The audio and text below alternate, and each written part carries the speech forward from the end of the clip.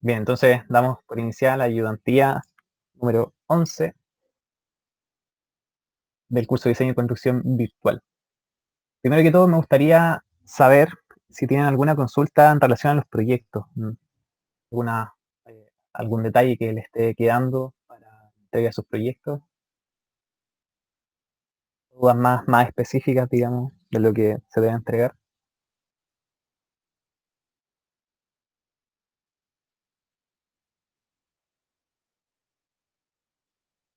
¿Y no?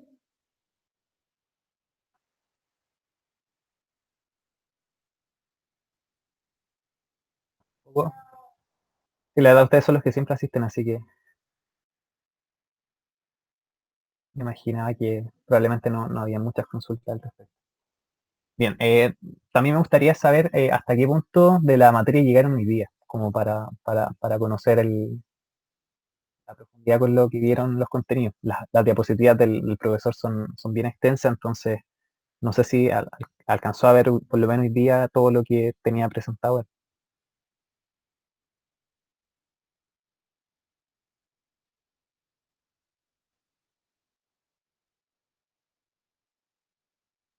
No, todavía no tengo información. Le hice la consulta al profesor Bielma, pero aún no he obtenido la respuesta.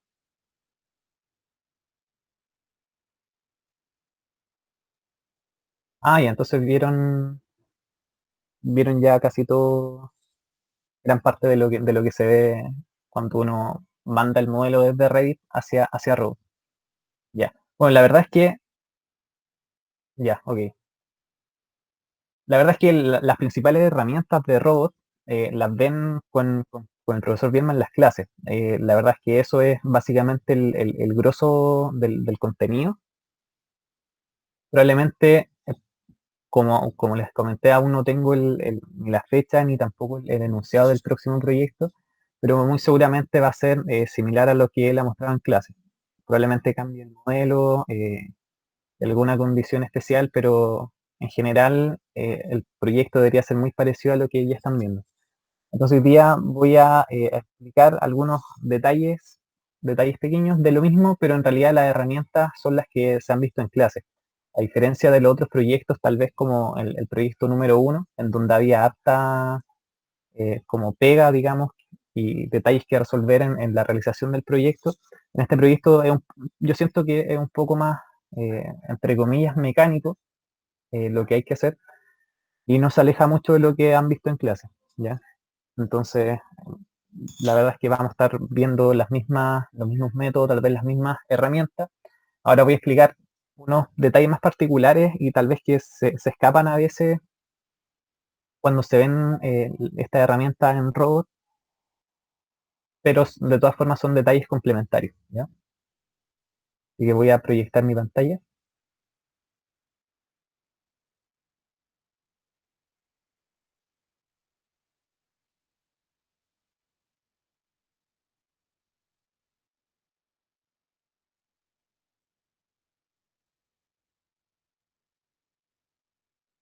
¿Me confirman, por favor, si se ve bien la pantalla? Sí. Gracias. Ya, me gustaría saber qué le ha parecido hasta los contenidos que han visto hasta ahora en relación al curso, hasta estos temas de interoperabilidad que se hablan, digamos, en teoría, pero que ahora los podemos experimentar, digamos, con los software, con Revit y Robot principalmente. ¿Qué le ha parecido?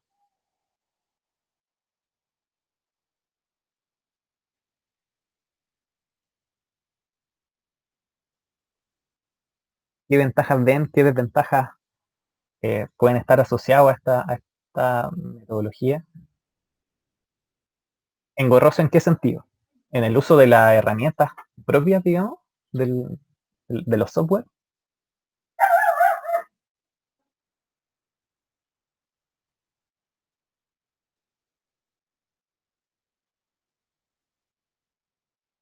Ya, entiendo. Sí, sobre todo en Robot, que me imagino que es primera vez que ustedes lo utilizan, al principio suele ser un poco, eh, no sé si tan amigable como tal vez lo es Revit, En Robot igual tiene muchas herramientas y hay que estar atento un poco a todas las propiedades de los elementos. Pero ahora, claro, esa ya es la desventaja o ventaja del software que estemos utilizando.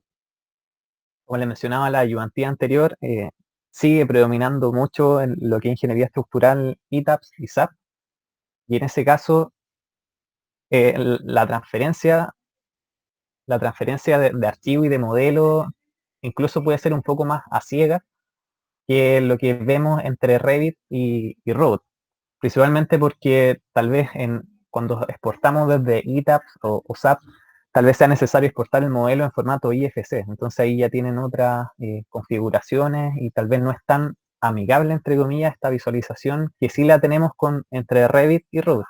De hecho, eso es como una de las principales ventajas de ambos software, que como se comunican bien entre ellos, podemos visualizar de manera bonita, digamos, el modelo antes de exportarlo hacia Robot y viceversa también. Esa es la ventaja, pero también hay desventajas asociadas a los software y las características de estos mismos, ¿ya? Eso en general siempre va a pasar.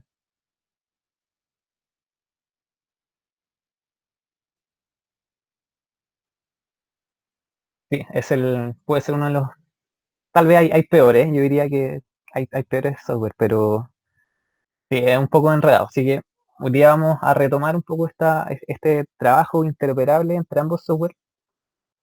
Voy a utilizar otro modelo, pero la base, como les mencioné en un comienzo, es prácticamente la misma. Incluso tal vez lo pueden encontrar un poco repetitivo, esa- para que lo tengan en consideración. Entonces, este es uno de los modelos con que se trabajó en los años anteriores. Como ven, es una estructura bastante regular en cuanto a la geometría, en cuanto a las plantas que estas tienen. Está conformado por columnas, tiene muros centrales, como los que están acá, y también hay unos muros perpendiculares. Eh, es un edificio de 4 pisos solamente, tampoco es muy extenso. Eh, Idealmente sería lo ideal trabajar con edificios un poco más grandes, pero eso tal vez, eso conlleva que los procesos de intercambio de información también sean mucho más pesados. Entonces vamos a estar trabajando ya este nivel de estructura para efectos de ayudantía y de ejercicio. Pero de todas formas, al final les puedo mostrar el mismo edificio que les mostré la otra vez, cómo se visualiza este en robot. Pero las técnicas, digamos, son las mismas. Y entonces este modelo ya está realizado. Si vemos, tiene vigas, tiene columnas. Las columnas en general son las mismas para todo el edificio. Si veo un poco los materiales, este está configurado con un hormigón G35 que lo configuré, ¿cierto? Importante empezar a modelar, poder definir bien los materiales que se van a utilizar, como lo mencionamos en la geometría anterior. También incorporar toda la información necesaria. Acá yo le puse el nombre hormigón G35, eh, comentarios, y esto es en relación a la norma NSH 170, que de hecho el profesor les puso una captura de pantalla en las diapositivas en donde se ven los diferentes, la resistencia a la compresión F sub C' en megapascales.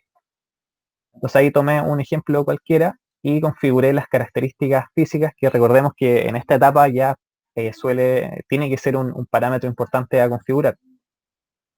En la información, bueno, el nombre, la descripción, siempre es bueno añadir un poco, si tal vez no entendemos, no nos queda muy claro el nombre del hormigón, añadir la descripción, algo que me resuma cuál es la resistencia que estoy considerando.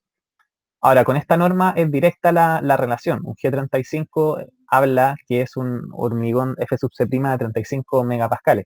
Con la versión antigua de la norma había una diferencia, ¿cierto?, entre el hormigón H25 y el F sub C' asociado. Había que descontarle 5 megapascales. Pero ahora esta relación es directa. De todas formas, siempre es bueno añadir comentarios. Eh, bueno, en cuanto a las configuraciones mecánicas, que esto lo pasamos también, lo mencionamos en la ayudantía anterior, el módulo de Young, ¿cierto? módulo de elasticidad, la razón de Poisson, el módulo de corte y la densidad. Ahora, hay que ser cuidadosos con estos valores cuando estamos escribiendo y utilizando el mouse y el scroll para subir y bajar dentro de esta ventana. No sé si lo mencioné en la ayudantía anterior, pero de todas formas ahora lo comento. Fíjense que si yo subo el scroll, bueno, no lo van a ver, pero podría ser algo que les pasa, se dan cuenta que el número empieza a cambiar, a subir o a bajar dependiendo de cómo yo utilice mi scroll del mouse. Entonces esto, muchas veces uno está configurando un valor y quiere subir de la ventana en la visualización, pero por error tiene puesto el mouse sobre estas casillas y cuando uno utiliza el scroll, estos valores cambian. Entonces a veces uno puede mover el scroll muy rápido y no se da cuenta que está cambiando estos valores. Eso es algo que me pasó cuando estaba comenzando la tesis. Me di cuenta a tiempo, afortunadamente, pero para que también tengan en cuenta estos detalles, de ser cuidadosos en el desplazamiento de esta ventana. Ahora, el módulo de Young, ¿cómo los tenemos? Eso viene de las fórmulas del ACI. Acá tengo la fórmula, que la que se utiliza es esta. En este caso estoy mostrando el ACI 318 del año 2014. Y en esta sección, en la 19.2.2.1, en el apartado en el apartado B, encontramos la fórmula con la cual nosotros podemos calcular el módulo de elasticidad del hormigón. Si estamos trabajando en megapascales, vendrían siendo 4700 por la raíz de f sub séptima, y acá tenemos las conversiones en otros sistemas de unidad. Entonces, a partir de esta fórmula, yo calculé acá lo que es el módulo de Young. Entonces, es un valor que obtenemos por fórmula. Y el módulo de Poisson lo coloqué en 0,2 y la densidad en 2.500 kilogramos por metro cuadrado. En caso que ustedes quieran, digamos, hacer una personalización de estos valores e introducir los que los que corresponden al tipo de hormigón que están utilizando. Con eso como comentarios generales. Entonces, con este material lo asigné a las columnas, a las losas y también a los muros. Entonces, si selecciono una losa, también puedo ver que este tiene asignado el material G35. ¿Por qué hago énfasis en esto? Porque una vez que nosotros estemos en robot y que pasemos este modelo hacia robot, estos materiales son los que deberían mantenerse en la estructura. Siempre es bueno revisar si realmente, por más que los programas se comuniquen bien entre ambos, es importante ver si se están manteniendo o no las configuraciones iniciales que yo establecí en Revit. Entonces lo mismo para los muros. En editar tipo también encuentro el material del hormigón, ¿ya? Entonces estamos claros que en su mayoría es G35, salvo las vigas, que no lo cambié, no cambié ni su nombre ni su material. En este caso está acá afuera. En cuanto al modelo analítico, acá también se han asignado cargas.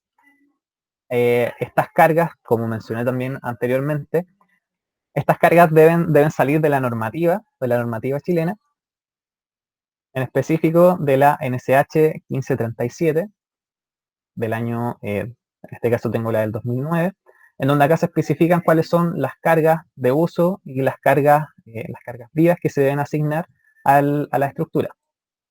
Acá obviamente lo pueden leer en más detalle, punto por punto.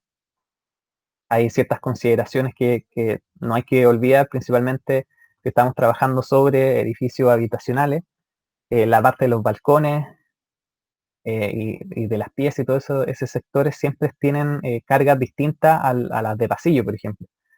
Entonces con esta norma y acá pueden obtener valores que nos informan cuál es esta carga que nosotros debemos como mínimo colocar en la estructura. Recuerden que las normas siempre nos indican el mínimo, pero de cualquier forma ustedes son los que tienen que aplicar el criterio y justificar esos valores, siempre para estar desde el lado de la seguridad.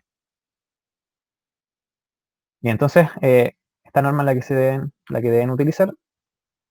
Y acá, en específico para este modelo sencillo, se ha utilizado una carga muerta de menos 4,5 kilonewton metro cuadrado, o que es lo mismo a kilopascales.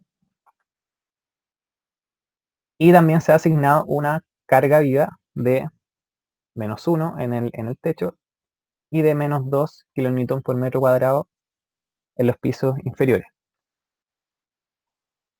Y además también se han asignado los apoyos, que recordemos que yo opino que es más fácil colocarlo acá en Revit que en Robot, ya que como vieron tal vez puede ser un poco menos amigable la visualización en Robot. Entonces acá es mucho más sencillo ir seleccionando las columnas, los muros, etcétera. En caso de que se necesite un apoyo más personalizado, tal vez si queremos empotrar ciertos muros en determinada posición o en determinado arista, ahí eso lo podemos hacer más específico en Robot, pero si tenemos apoyo, digamos, apoyo simple o apoyo empotrado, lo podemos hacer directamente desde Revit. Y entonces, una vez que tenemos esto, también les comenté algo sobre la asignación del peso propio o de crear un caso de carga para colocar el peso propio de la estructura. Me parece que el profesor Bielma lo asigna a las cargas muertas, al caso de carga de L, que si lo revisamos acá en Manage. Los casos de carga seguramente lo asigna a ese.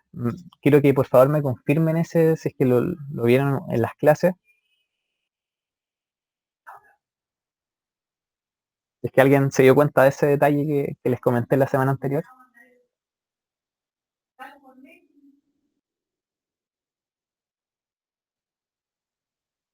No, parece que no. Bueno, no importa. De cualquier forma, ambos métodos son válidos. Ya puede que cambie un poco la forma, pero el fondo va a ser el mismo si se aplican bien las consideraciones. Y entonces, recordando, acá creé un nuevo caso de carga, le asigné el PP de peso propio y es de naturaleza muerta. Y ahora, cuando hagamos la exportación a robot, vamos a ver la utilidad de hacer este paso adicional. Y entonces, antes de exportar, voy a abrir también el programa robot.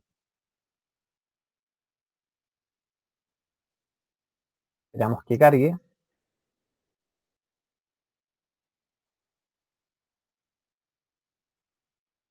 Y entonces, tal como lo vieron en clase, y ya sabiendo que este modelo está bien en cuanto a su consistencia y que no posee errores, podemos exportar hacia robot. Para eso nos vamos a analizar y con este lo enviamos el modelo completo hacia robot estructural. Y acá viene la distinción que les había comentado.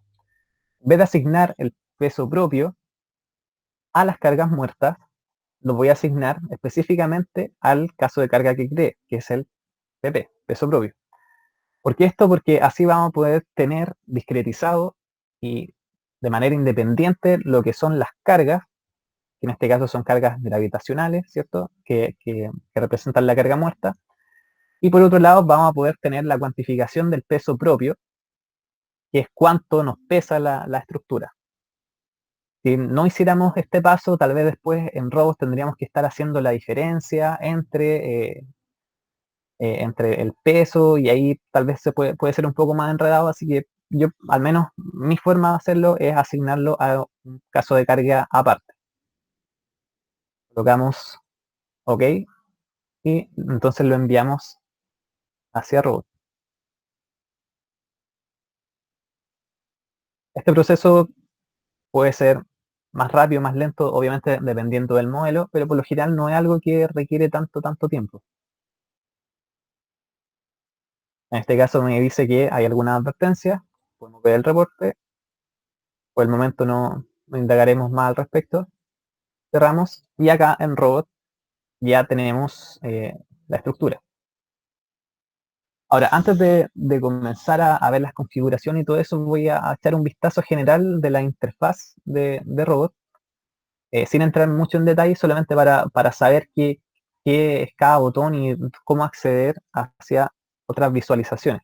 Eso es un poco enredado. En la parte derecha tenemos diferentes herramientas.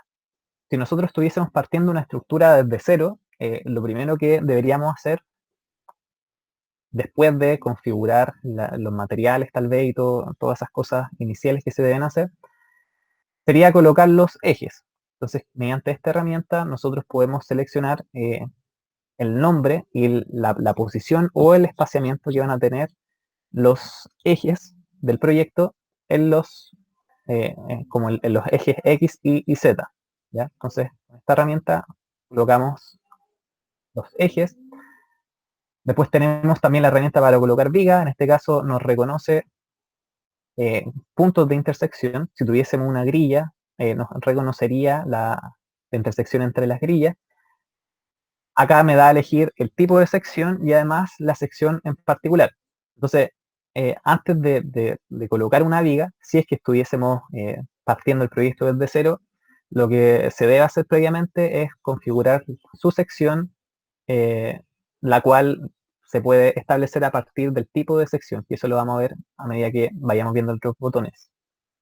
Lo mismo ocurre para las columnas. En este caso la interfaz es la misma, seleccionar un tipo de sección y luego dentro de esta sección, que puede ser tanto de acero o de hormigón, seleccionamos la sección que queramos utilizar. También tenemos losas, muros, que la verdad operan de manera similar. ¿Ya? No voy a entrar más en detalle al respecto. ¿Qué más? Y acá tenemos las secciones de las barras. Estas secciones son las que vienen definidas, pero de cualquier forma se debería poder crear una nueva sección. O sea, si se dan cuenta, cuando colocamos una viga nos preguntaban por el tipo de sección. Acá yo podría configurar una viga de concreto reforzado, RC, asignar un material, el cual también debería tener configurado previamente. Si se dan cuenta, acá ya me reconoce el material que trajimos desde Revit. ¿Ya? Lo vamos a volver esto a ver en otro lado, pero si se dan cuenta, ya me reconoce, y en este caso no sería necesario volver a configurar este material porque ya está incorporado. Esa es una de las grandes ventajas. Entonces, una vez teniendo la sección, yo puedo definir una sección según mi conveniencia. Y acá también encontramos lo que son espesores. Estos, eh, estos espesores hacen referencia a losas, muros o cualquier otro elemento, principalmente que se modela como elemento de área. Entonces, nuevamente, como ya trajimos el modelo listo desde Revit, acá me reconoce que tengo losas, tengo dos tipos de muro, y esto me respeta el nombre que tienen en Revit. Losa espesor de 16 es el mismo nombre que yo le asigné tipo de losa acá en Revit. Lo mismo ocurre en el caso de los muros, también es el mismo nombre del tipo. Entonces esa es vemos una segunda ventaja de realizar un buen trabajo previamente en Revit. Y este es el que viene por defecto, así que ese ya viene incorporado. Y acá la asignación es un poco extraña, porque cuando queremos colocar losas, no coloca la losa como tal, sino que coloca el elemento, pero después le asigna el espesor. Ese es como un paso distintivo que tiene este software, a diferencia tal vez de otros. Pero acá son básicamente las geometrías. Bueno, y también encontramos los materiales, ¿cierto? Los materiales que se encuentran disponibles, acero, concreto. Si vemos las propiedades, esta ventana es para poder asignarlo a algún elemento en particular. Bueno, y tenemos los apoyos y también las cargas y los tipos de carga, que voy a volver luego a esto. Entonces estas son básicamente herramientas para modelado, aunque también podemos tener más herramientas en caso que nosotros estemos, repito nuevamente, generando el modelo desde cero. Acá la idea y la gracia es que tal vez no tengamos que intervenir tanto en la estructura con esta herramienta, ya que básicamente viene lista. Bueno, y también, y la otra parte importante son las configuraciones. En particular nos vamos a ir directamente a las preferencias de trabajo. Aquí siempre seleccionar antes de comenzar cualquier análisis, las unidades. En cuanto a las dimensiones, las fuerzas, acá las pueden configurar. En caso de querer medir los drift, acá en las unidades que solamente son dimensionales y que por lo tanto no llevan unidades, pueden añadir una cantidad de decimales suficientes para que estos valores se visualicen. Muchas veces estos valores son muy pequeños, pueden tener dos ceros antes de aparecer el primer número, entonces es importante añadir más decimales. Y en cuanto a los materiales, también se podría configurar tal vez materiales americanos, y esto lo podríamos dejar igual por defecto. Son los materiales que están disponibles para poder ser asignados. Así que por el momento, como ya nos trajimos el material desde Revit, no va a ser necesario. Y esta otra parte también es muy importante que siempre deben configurar. Esto ya también lo vieron en clase. Básicamente el refuerzo de las barras, podemos añadir una nueva base de datos y seleccionamos a 6318 métrico que trabajará en esas unidades. Y para activarlo, ahí solamente añadimos a la lista, pero necesitamos activarlo y eso lo hacemos con este check. Y lo otro importante son los códigos de diseño. Si yo pincho sobre esto, tengo dos ventanas distintas. Ojo y consideración con eso también. Si selecciono códigos de diseño, acá en estructuras de hormigón armado, seleccionaremos también el ACI. En este caso puede ser el del 2011 métrico, aunque por norma a nosotros nos corresponde aún el del 2018, pero el del 2008, si no me equivoco. Pero podemos utilizar el del 2011, lo volvemos a actual, y acá en geotécnico también podemos configurar el ACI. Esto es importante hacerlo porque cuando hagamos el diseño, como me imagino lo vieron en clase, va a tomar estas normas de referencia para poder realizar dicho análisis. Entonces, siempre antes de hacer cualquier cosa es configurar todo esto. Acá las demás también se pueden configurar, eh, a unas más tal vez conocidas, y lo mismo aplica para las otras. Acá no hay, lo podemos dejar por defecto. Y entonces ya con eso tenemos las configuraciones básicas, la unidad y los códigos de diseño, y con esto deberíamos comenzar a trabajar.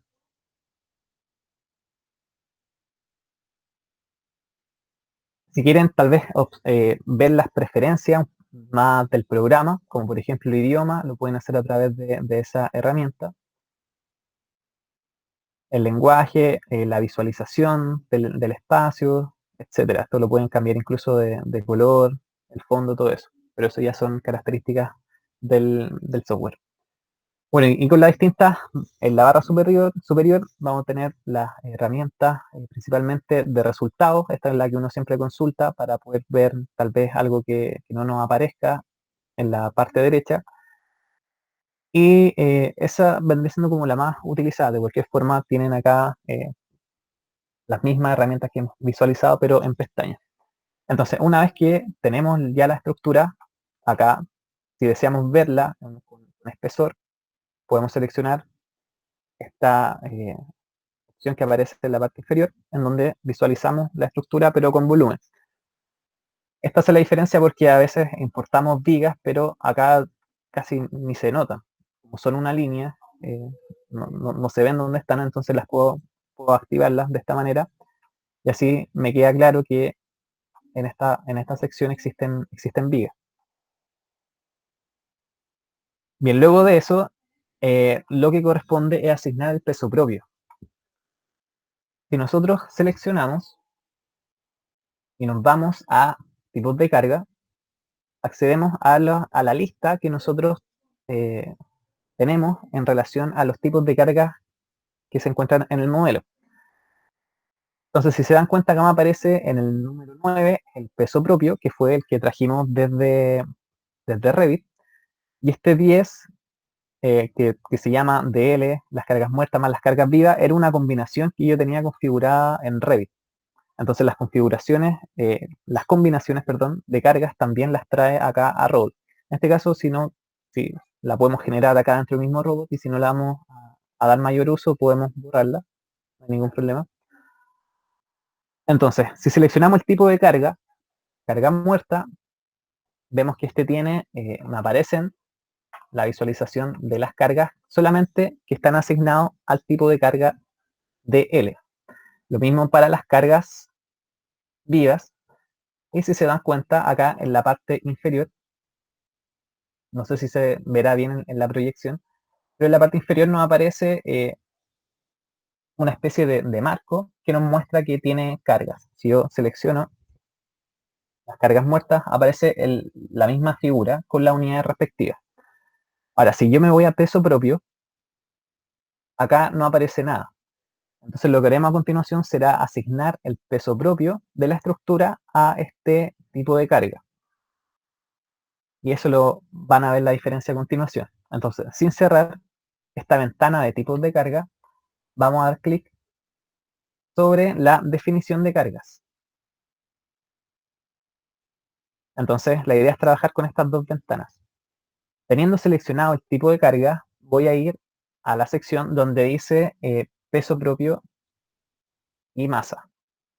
Y dentro de esta opción voy a seleccionar la primera, que me aplica el peso propio en la dirección -z, es decir, hacia abajo, para todos los componentes del modelo. Selecciono esta opción, aplico,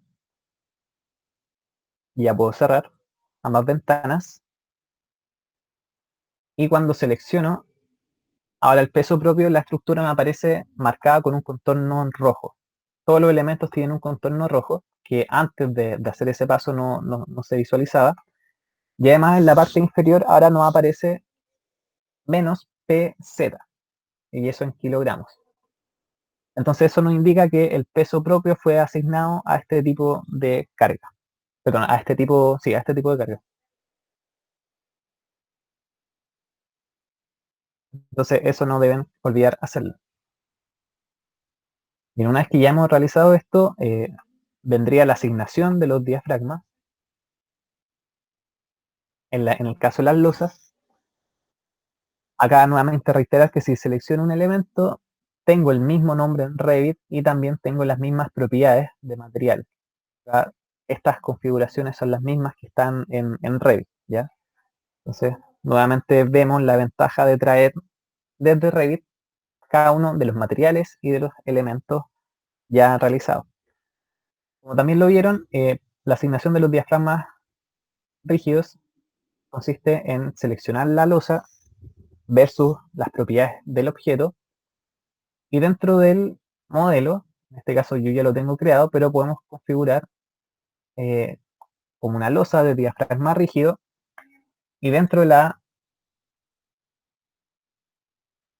estos tres puntitos nosotros podemos seleccionar la rigidez elástica, en donde diremos que es un elemento finito de tipo shell.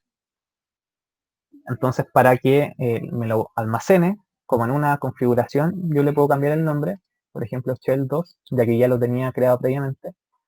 Selecciono añadir, cierro y ahora en esta lista desplegable me aparece la que acabo de crear. Entonces con eso modificamos un poco la configuración interna que tiene este tipo de diafragma rígido. Trabajaremos con elementos finitos tipo shell. Y lo mismo se debe hacer, lo que no lo asigno, vamos de nuevo, damos OK en esta ventana, seleccionamos, aplicamos, le decimos que sí, y ahí ya visualizamos nuevamente el diafragma rígido. Este proceso lamentablemente no se puede hacer, digamos, un poco más rápido si yo selecciono todas las losas y luego doy clic derecho y cambio, asigno el diafragma rígido, solamente lo aplica al último que seleccioné. Entonces acá no nos queda otra que ir haciendo piso por piso este trabajo. Repetimos, aplicamos y finalmente el último piso, el primero.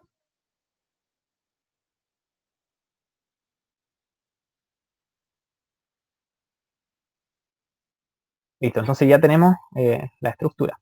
Ahora, otras cosas adicionales, acá dentro de esta visualización, o para ver esta visualización de la geometría del modelo, nosotros estamos dentro de el modelo estructural y estamos visualizando su geometría. Pero dentro de esta pestaña nosotros podemos acceder a otras visualizaciones también. Si me voy, por ejemplo, a la de propiedades, veo las propiedades de los elementos. Es básicamente la misma vista, pero que ahora me muestra visualmente las propiedades de cada elemento. En esta pestaña puedo ir entre las vistas de planta y las vistas en 3 dimensiones, pero acá es básicamente la misma estructura que teníamos antes. Entonces no hay mucha diferencia. En la de cargas, en esta sí, acá cambia un poco la visualización. Entonces en esta yo puedo ver las cargas que tengo asignadas al modelo y así como también puedo asignar nuevas cargas. En este caso lo vamos a dejar tal como está, pero acá si yo cambio, por ejemplo, a las cargas vivas, en esta tabla me selecciona todas las cargas que corresponden a ese tipo de carga o a ese caso de carga, y además me indica sus valores. Si se dan cuenta acá en el último, tal vez no se va a notar mucho la proyección, pero esta última fila me dice que tiene un valor de -1, que es justamente la del último piso que tenía un valor de -1, como lo vimos en Revit. Si doy clic derecho y veo las propiedades de la carga, acá me informa el valor que esta tiene. Entonces yo aquí igual podría modificarlo si es que quisiera. Entonces, tal vez está un poco lo más enredado al principio, que uno como que se pierde entre las ventanas y no sabe dónde navegar.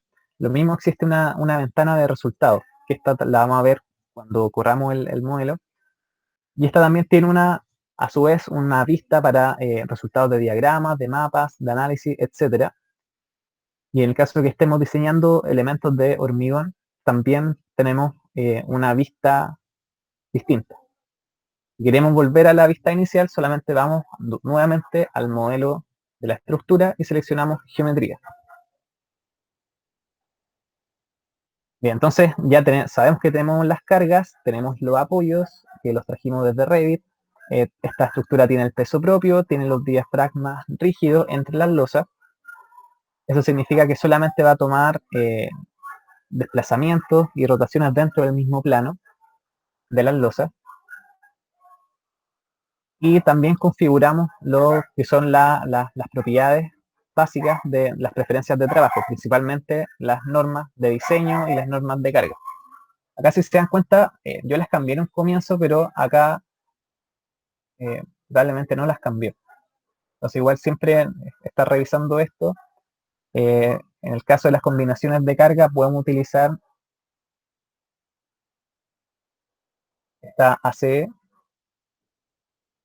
ASC, y las combinaciones de carga. Sí, en esta utilizamos el ACI, y en estas las cargas sísmicas, estas básicamente no las vamos a utilizar mucho, pero de todas formas, ojalá colocar siempre normas internacionales que sean más reconocidas. Bien, entonces ya tenemos todo lo necesario para poder correr el modelo, así que vamos primero a realizar el análisis modal de la estructura. No deben confundirse entre estas calculadoras. Si seleccionan esta, la que está a mano izquierda, les va a empezar a correr automáticamente todos los casos de carga para todo el modelo. Antes de correr el modelo como tal, queremos ver las configuraciones que este tiene y setear o configurar algunas cosas que se deben cambiar. Entonces siempre vamos a ir a parámetros de análisis, y esta ventana tiene diferentes pestañas por las que podemos navegar. Antes de correr el análisis modal, tenemos que transformar las cargas en masa. Esto es básicamente hacer la conversión a la masa sísmica. Entonces, en este caso, acá debemos indicar el número del caso de carga que nosotros queremos convertir. Si doy clic sobre esta, me aparece la lista con todos los casos de carga que yo tengo, principalmente en lo que es carga muerta, carga viva y peso propio. Esta, desde el 3 hacia el 8, la verdad es que aún no tiene asignada ninguna carga. ¿ya? Y con estas, por el momento, no se trabajarán. Así que 1, 2 y 9 vendrían siendo las que utilizaremos. Yo puedo seleccionar directamente esto, añadirlo a la lista, cerrar y me aparece el 1, pero esto igual lo puedo hacer manualmente. Entonces, indicaré que para el caso de carga muerta, se aplicará un coeficiente de 1, es decir, me va a tomar todo el valor de la carga muerta, lo añado, y en el caso de la carga viva, que correspondía al caso 2, este factor suele ser 0.25. No me toma las cargas vivas, esto por cosas probabilísticas, etcétera, que eso lo ven en más detalle en ingeniería sísmica, y esto lo añadimos también nuevamente. Entonces acá me aparece el coeficiente de multiplicación básicamente, en donde estoy diciendo que vamos a tomar todo el peso muerto y también el 25% de las cargas vivas. El peso propio no lo colocaremos dentro de esto, ya que no corresponde. Eso lo hace de manera automática. Acá solamente hacemos lo que son las cargas. Volvemos entonces a los tipos de análisis y crearemos un análisis modal. Antes de poder correr el análisis espectral con los espectros de la norma chilena, etcétera, debemos conocer cuáles van a ser los periodos de la estructura, periodos fundamentales. Para eso tenemos que correr el análisis modal, damos clic en OK, y acá especificamos cuántos modos vamos a considerar. Si esta es una estructura de 4 pisos, y si consideramos 3 modos por cada piso, vendrían siendo 12, pero la verdad es que ese número siempre es mayor. Podría indicar, por ejemplo, 25, y lo demás lo podemos dejar por defecto. Entonces dentro de esta lista se selecciona y se crea un nuevo tipo de análisis que corresponde al análisis modal. Y estando seleccionado, yo le doy clic a calcular. Acá es normal que aparezcan algunos mensajes de advertencia, y en caso que no sean errores graves, la verdad no representan mayor riesgo o algún inconveniente para el análisis de la estructura. Mientras más modos consideren, el programa también se va a demorar más porque tienen que ir haciendo más iteraciones hasta encontrar la convergencia entre cada uno de los modos. Acá, como vemos, va pasando de caso en caso, partió por el 1, por el 2 y ahora llegó al 10, que corresponde al caso de análisis modal, y ahí empieza a correr cada uno de los modos. Ahí terminó el proceso y nos aparecen estos mensajes que la verdad no representan mayor, como digo, son solamente advertencias y no son errores. Cuando se obtienen errores, eso sí ya es más complicado porque corresponde editar el modelo, corregirlo, etcétera, y eso ya puede ser más laborioso. Cerramos entonces esta ventana y si nos vamos ahora a la lista de resultados, seleccionamos resultados por diagrama, vamos a acceder a otras nuevas opciones, herramientas que podemos visualizar. En un primer momento, antes de ver las fuerzas y los cortes en la base, primero debemos saber cuáles son los periodos y si se cumple con el 90% de la masa desplazada. Para ello entonces vamos a seleccionar el que dice resultados de análisis modal, que me imagino que esto también ya lo vieron en las clases, y se nos abre esta tabla. Esta tabla contempla los 25 modos de vibración que nosotros seleccionamos, y además nos está diciendo que corresponde al caso 10. El caso 10 era el análisis modal que justamente efectuamos. Es como el código asociado a dicho análisis. Acá tenemos la frecuencia para cada uno de los periodos, y acá tenemos los periodos. Entonces, para poder encontrar los modos fundamentales, primero debemos visualizar si se cumple o no el 90, mover por lo menos el 90% de la masa participativa. Acá solamente estamos logrando un 83 en el eje X y un 82% en el eje Y. Eso quiere decir que la cantidad de modos que se consideraron no fueron suficientes y por lo tanto para aspectos legales y normativos, nosotros deberíamos aumentar la cantidad de modos y correr nuevamente todo el análisis Boole. Eso no lo haremos para acortar el tiempo, pero eso lo tienen que saber. Bien, entonces esto me muestra el porcentaje acumulado, ¿ya? Cuánto mueve en el fondo cada uno de los modos. Entonces la suma total me da un 83% y esta columna es la suma acumulativa de cada uno de estos valores que dicen desplazamiento actual de la masa en el eje X. Entonces 0,1, después 0,1, 0,0, los ceros que sean, le suma este 7 y me da 0. Tanto, 8, y así va sumando hasta que me suma el total acá abajo y me da ese resultado. Entonces, para encontrar el periodo fundamental tenemos que ver el modo que mueve más masa. Y eso lo vemos acá, ya que esta no es la suma acumulativa como lo es esta columna. ¿Ya? Entonces, en este caso, para el modo 3, estamos viendo que se mueve el 83% de la masa y el otro es prácticamente cero. Entonces, el periodo fundamental en la dirección X vendría siendo el que se nos comunica acá, 0.1062. Y en el caso Y es exactamente lo mismo. Para el acumulado, nuevamente, como mencioné, no se cumple el 90% mínimo. Y para encontrar el periodo fundamental, debemos ver cuál modo es el que desplaza mayor masa. Y en este caso corresponde al modo 1, que mueve el 58%. Y entonces su periodo es 0.1796. Ahora, con estos valores, una vez que ya encontramos el periodo fundamental de la estructura en ambas direcciones de análisis, X e Y, lo que debemos hacer es correr el análisis modal espectral, ya con el espectro de la norma que nosotros apliquemos. Entonces, para eso voy a mostrar un poco, sin profundizar nuevamente mucho en la normativa.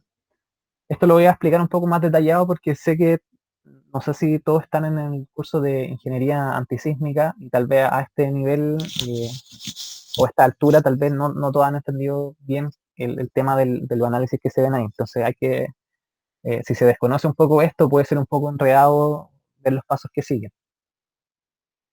Bien, en la NSH 433, esta es una versión que compila la NSH 433 del 96, que se modificó el 2012, pero le incorpora toda lo respectivo a las modificaciones que se hicieron en el decreto 61 post terremoto del 2010. Esta versión como tal no es una norma oficial, digamos, la del 2011, pero de todas formas es una norma que en realidad es como para uso académico. En la vida profesional esta no se consulta, pero se sigue citando la del 2012 porque es la que actualmente rige y es la oficial. Pero esta básicamente me consolida la información de la norma de la última versión con la del decreto, con lo que se establece en el decreto supremo 61. Bien, entonces, básicamente establecer cuál es el tipo, la categoría de ocupación que va a tener la estructura. En esta tablita se nos muestran los diferentes tipos y categorías de ocupación. Como en un edificio habitacional, esto es una categoría número 2 romano. Esto es importante porque a partir de esta categoría se establece un valor que se aplica luego en el espectro. ¿Ya? Entonces por eso primero se parte con esta categoría. Ya sabemos que es categoría número 2, entonces podemos ir buscando, ir directamente a las fórmulas, que son las que están acá, espectro de diseño. Entonces, lo que nosotros tenemos que incorporar al programa es un espectro de pseudoaceleraciones, el cual se calcula con esta fórmula. El S va a depender del tipo de suelo, y el S lo encontramos en esta misma norma en un valor tabulado, que son las tablas que se muestran acá. Entonces, para la categoría del edificio, como dijimos que era 2, corresponde un valor de I igual a 1. Para la costa de Chile siempre aplica un valor 3, así que ya sabemos que el A sub 0, que es la aceleración efectiva, viene siendo de 0.4. Y dependiendo del tipo de suelo, son los valores de S, T sub 0, T', N y P que nos van a corresponder. Entonces, con estos valores, que esto si se dan cuenta ya es un valor dado porque nos comunican el tipo de suelo, nos van a comunicar la zona sísmica, etcétera.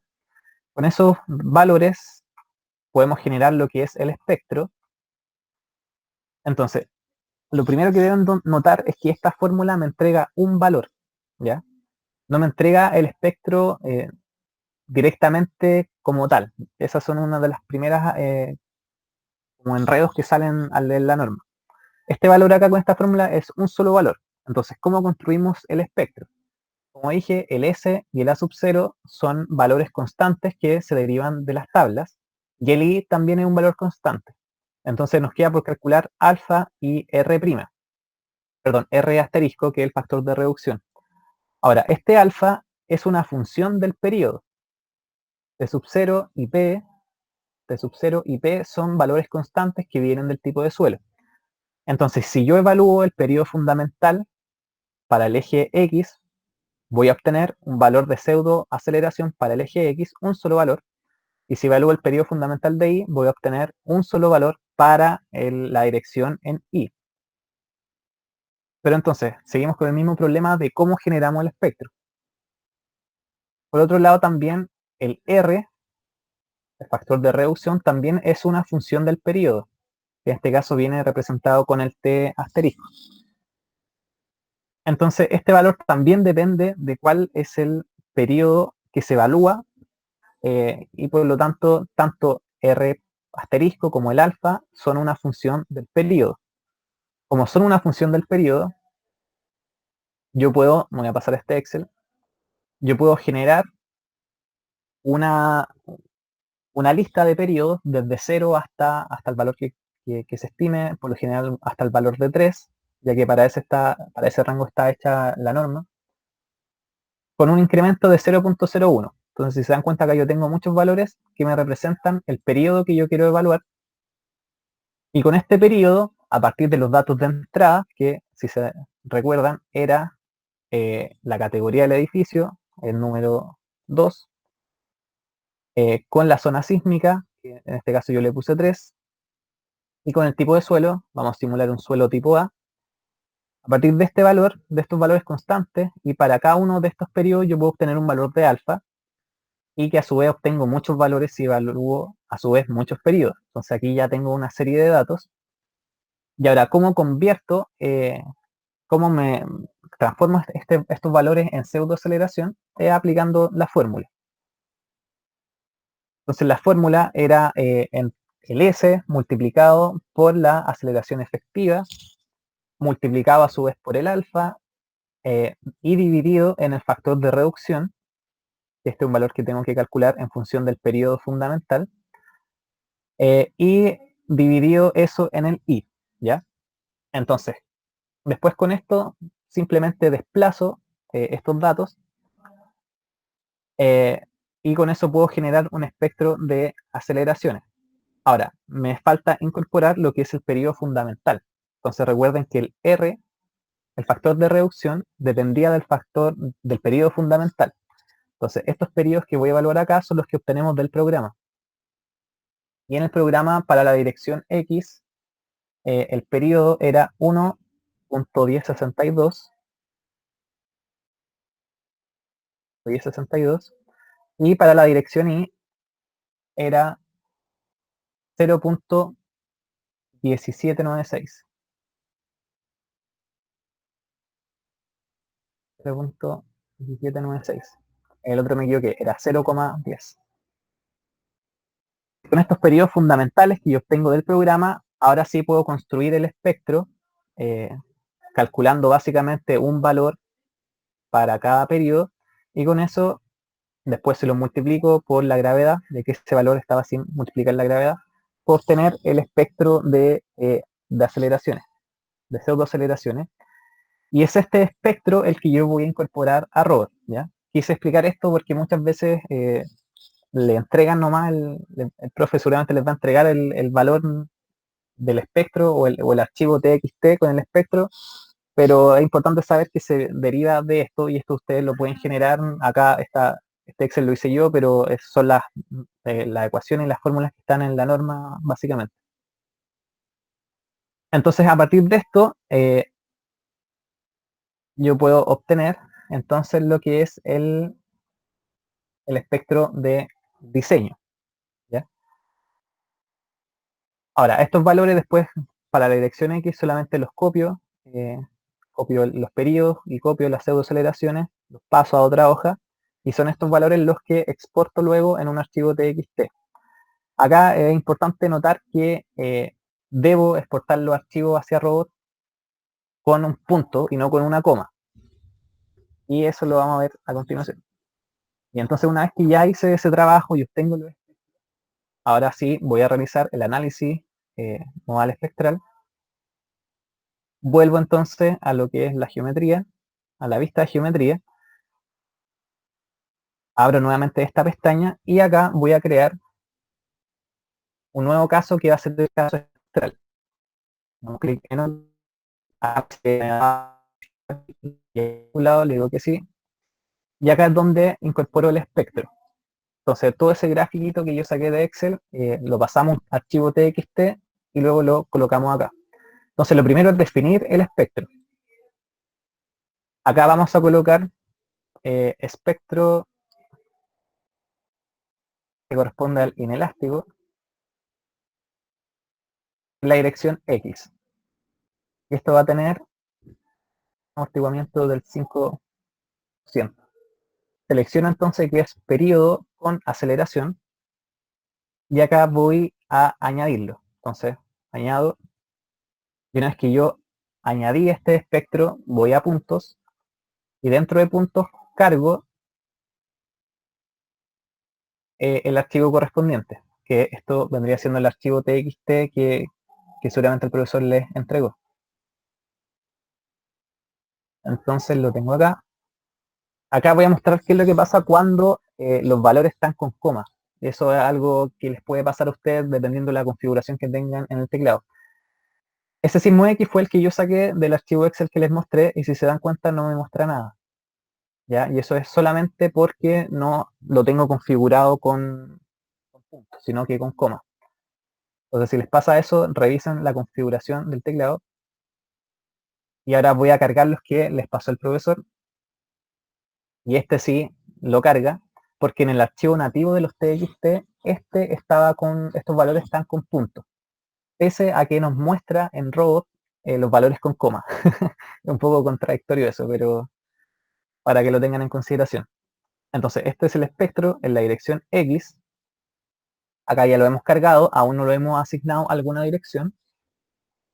Y yo también puedo definir el espectro para la dirección Y. Entonces, cambio el nombre, 5% nuevamente, lo añado. Y estando con la flechita en rojo, voy a puntos. Si se dan cuenta, desaparece el gráfico. Añado, perdón, Open. Y acá voy a cargar el que les pasó el profesor también, ya que eso estaba con la puntuación adecuada. Entonces cerramos y ahora voy a cargarlos. Una vez que los tengo definidos, voy a comenzar por la dirección X. Entonces noten algo, acá yo arriba voy a cambiar el nombre, voy a colocar espectral X, cargaré el espectro inelástico de X y ahora lo asigno a la dirección X de la estructura. Acá por lo tanto dejaré en 0 el Y, el Z y mantengo el 1 para decir que lo estoy multiplicando, el espectro que yo incorporé lo estoy multiplicando por 1 y lo estoy aplicando a su vez en la dirección solamente donde tengo un valor distinto de 0, en este caso la dirección X. Doy OK, OK, y acá en la lista final me aparece que ya lo aplicó. Entonces ahí tenemos para la dirección X y ahora nos falta para la dirección Y. Voy a nuevamente repetir el procedimiento, añadir análisis espectral, pero ahora lo haré para la dirección Y. Entonces acá arriba voy a colocar espectral en Y selecciono el espectro en la dirección Y, selecciono esta flecha para decir que ese va a ser el que voy a utilizar, y ahora lo aplico solamente a la dirección Y. Por lo tanto, dejo en 0, X y Z, y el Y lo mantengo en 1. Entonces, nuevamente estoy tomando el espectro en Y y lo estoy aplicando solamente en la dirección Y. Y ahora daré clic en OK y van a ver que al hacer eso me aparece otro en dirección X. Entonces me dice dirección Y, dirección X, pero si yo analizo sus parámetros, en la definición de la dirección tiene todos los valores en cero. Entonces eso lo hace de manera automática, pero me está multiplicando todo por cero, así que en realidad no lo está aplicando a nada. Como eso no está siendo aplicado en nada, yo ese lo puedo eliminar. Y así me quedo con solamente lo que es la dirección, el espectro en Y para la dirección Y, y si verifico los parámetros veo que acá solamente está aplicado la dirección Y. Entonces ahora con eso ya estamos listos. Eso a veces puede ser enredado y puede que le aparezcan como varios acá dependiendo de cuánto análisis hagan, pero solamente deben verificar sus parámetros. Si corremos entonces nos va a mostrar los resultados de este análisis espectral. Me quise detener un poco más en esta parte porque tal vez la que muchas veces cuesta entender un poco, la parte de diseño que el programa hace de manera prácticamente automática, no es más de lo que han visto en clases con el profesor. Acá también va a depender de cuántos modos nosotros tengamos y también obviamente de nuestro procesador del computador. En el caso de mi modelo de tesis, que tenía alrededor de 20 pisos este proceso en mi computador, que era un computador normal, tenía buen procesador, pero dentro de todo era regular, se demoraba media hora. Entonces, tuve que correr muchos modelos y fueron muchas horas de solamente correr modelos. Ahí ya debería estar terminando y terminó. Y lo último que vamos a ver van a ser los resultados que se tabulan en tablas. Y entonces terminamos esto y nos vamos rápidamente a resultados, resultados de diagrama. Y acá voy a analizar las reacciones en la base. Lo importante acá es verificar cuál está haciendo el corte en la base de la estructura. Entonces, si selecciono, voy a hacer nuevamente, si selecciono reacciones, tabla de reacciones, se abre esta ventana, voy a expandir, y si voy a la parte inferior de la tabla, voy a ver los valores en las reacciones, pero discretizado por cada uno de los casos de carga. Entonces acá encontramos lo que es, tenemos las reacciones consecuencias solamente del peso muerto, que vendrían siendo 8.300 kilonewton. Después tenemos el esfuerzo en la reacción en la base, consecuencia solamente de las cargas vivas y además solamente consecuencia del peso propio. Entonces, ¿por qué era importante hacer esta distinción que hicimos en Revit? Porque acá yo sé cuánto el peso solo de la estructura, ¿ya? Solamente el peso de la estructura. Y una vez que yo corrí el análisis modal espectral, me aparecen las reacciones en la base a partir de los espectros que analizamos recién. Acá para el sismo en X, me genera una reacción en la dirección X, pero de todas formas también me genera una reacción en la dirección Y. Ahora, lo normal es que este valor, si el sismo lo apliqué en la dirección X, lo normal es que el valor en X sea el más alto. Lo mismo pasa para la dirección Y. Acá aplicamos el sismo en la dirección Y, pero la estructura de todas formas tiene una reacción en la dirección X. Pero el que predomina es el máximo que vendría siendo en la dirección Y.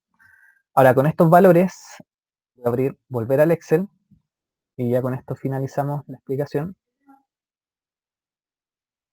Estos valores los voy a incorporar en esta tabla que tengo. Entonces, por ejemplo, para la carga permanente, la reacción en la base me dio igual a 8000, le colocaré solamente 8300 para hacerlo más rápido, en la dirección, perdón, la reacción consecuencia de las cargas vivas me dio igual a 3250, consecuencia del peso propio me dio 14.000, voy a colocar 15.000 nomás para redondear. Y el factor de sobrecarga, como mencioné anteriormente, es de 0.25. Entonces, con este valor yo puedo calcular el peso sísmico, que es básicamente la suma de la carga muerta más el peso propio, más el 25% de la sobrecarga de uso, de las cargas vivas. Con ese tengo el peso sísmico y la masa sísmica. Y además con esto puedo estimar, conociendo el peso sísmico, puedo calcular el corte máximo, basal, y el corte mínimo. Entonces, el valor que nos arroje el programa debe estar dentro de estos límites que nos impone la norma. Esto también hay unas fórmulas que se derivan de la norma, pero dependen del peso sísmico principalmente. Entonces, si analizamos los resultados que obtuvimos en la base de la estructura, vemos que para el sismo en X, no sé si lo van a alcanzar a ver, pero el valor es de 2604. Y acá, entonces, si yo coloco 2604, me dice que estoy dentro del rango, no paso ni el máximo, ni tampoco me encuentro por debajo del mínimo. Por lo tanto, el factor de reducción efectivo es el mismo que calculamos anteriormente, que era el que calculamos con la norma. Los que están en antisísmica saben que si me da un valor más bajo o más alto que el máximo o mínimo respectivamente, debo realizar una modificación en el factor de reducción para que éste quede controlado por el máximo o mínimo según corresponda. Y en la otra dirección era 2900. También estoy bien, estoy dentro del rango. Esa es la comprobación que se hace en la ingeniería, en las oficinas de ingeniería, cuando se hace un proceso de análisis estructural, cuando se aplica la norma, son todas estas cosas las que se deben ver. Preferí detenerme un poco más en esto porque creo que aporta un poco más de valor, más allá de volver a repetir lo que ya han visto en clase una y otra vez, ¿ya? Por lo mismo, porque hay gente que recién está cursando ingeniería antisísmica y esto tal vez puede ser un poco enredado. Espero haber sido lo más claro posible dentro de las dificultades propias de la aplicación de la norma y todo eso. Pero es para que tengan una idea general. Eso, si tienen más consultas, si tiene alguien alguna consulta, como les digo, el proyecto seguramente va a ser muy similar a lo que han visto en clase, ¿ya? No debería ser tan distinto.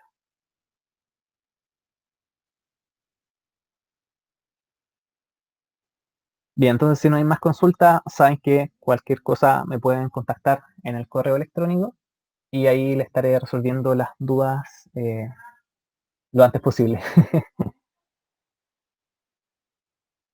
Eso chicos, espero que estén súper bien, ánimo con este semestre extraño que todos estamos viviendo, pero cuídense y espero que estén todos tranquilos y bien dentro de todo. Eso, nos vemos entonces la próxima semana y cuídense. Chau, chau. Chaito, nos vemos.